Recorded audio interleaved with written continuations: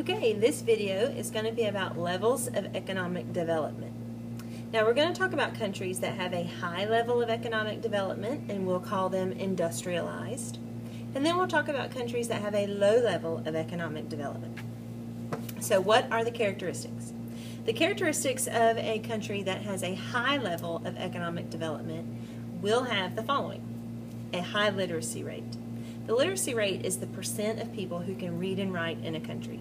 The higher the literacy rate, the smarter the people in your country are. Okay, so a country with a high level of economic development will have a high literacy rate. It will have a high employment rate, which means the majority of the people in that country have a job. They are employed. It will have a country that offers health care to their employees, to their citizens. It will have a low infant mortality rate. That means when babies are born, there is good enough health care for the baby and the mama that the babies do not die as an infant. Okay, they have a low infant mortality rate. It also has things like industrialization, which means there are factories, there are a lot of businesses, there are a lot of opportunities to buy and sell and trade goods. So that means it's an industrialized country. It's not just an agricultural area where only crops are grown or only one or two crops are grown. It's industrialized. Now, one of the drawbacks of being an industrialized country is that the pollution from those industrialized areas is typically greater. You're going to have higher rates of air pollution because of the factories themselves, and because so many people will drive cars in that area getting to and from work. The auto emissions causes pollution. Okay, so we'll have a higher amount of pollution in areas that are industrialized or have a high level of economic development. Okay, countries that have a low level of economic development usually are not industrialized. They do not have a lot of factories or industries that make or produce a product. They typically have a low literacy rate, which means a fewer amount of people in that country can read and write. They usually have a high infant mortality rate because health care is not that great. Not everybody can afford health care, or it's just not available in certain areas. So babies, when they're born, have a greater chance of dying as an infant, which means they have a high infant mortality rate.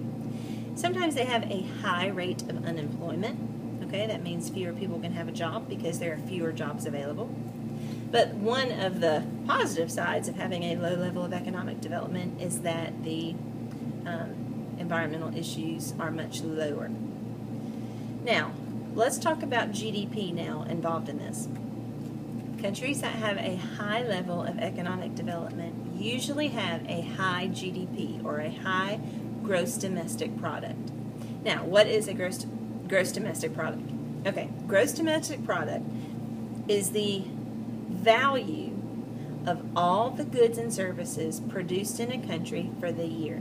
And this will be a very large number if we're using the United States as an example. Okay, it might be a trillion bajillion. Okay, large number. But we use GDP in terms of per capita. So we take that large jillion bajillion number and divide it by the amount of people who live in that country. Okay? So once we do that for the United States GDP per capita is about $35,000. Okay? So $35,000, that's a great number. About $35,000 per capita is our GDP number. Now, we'll talk about some countries, specifically in Latin America, that are not industrialized, and their GDP might be, let's just say, $2,000. So just by looking at those two numbers, looking at the GDP for the United States and looking at the GDP for the other South American country, just by looking at those two numbers, you would automatically know which country has a higher level of economic development because that GDP is higher. The lower level of economic development will have a lower GDP. Okay, so GDP and levels of economic development all kind of tie in together. The higher economic development you have, usually the higher GDP you have. The lower level of economic development you have, usually the lower GDP you have. Okay, the only other thing I want to talk about in this video is exchange rate. Okay, an exchange rate is the value of one nation's currency in another nation. And the purpose of the exchange rate is to keep trade fair, okay? If I were to go to Mexico on vacation, I would have to go to the bank and say, you know, I want to go there, I want to buy some souvenirs for my family, so I need to exchange out the American dollar for Mexican peso, okay? That's the type of money that they have in Mexico. Not real important that you know that, but just so you know. Okay, I would have to exchange out my US dollar for the currency or the money of the country that I'm going to visit. Now, what if they said, okay, I'll give you, for 10 US dollar, I'll give you, let's just say, 2 Mexican pesos. Well, you can't do that because it has to be equal. It has to be a fair transaction. That's the whole purpose of having an exchange rate. It has to be the equal value for American dollar or whatever country you're coming from and whatever country you're going to. Okay, so just so you know, if you ever go on vacation, I'm sure some of your parents might have to travel out of the country for their business, for their jobs.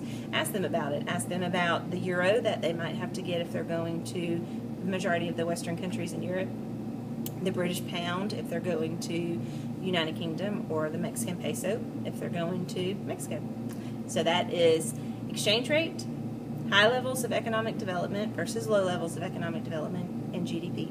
Hope this helps. Let me know if you have any questions.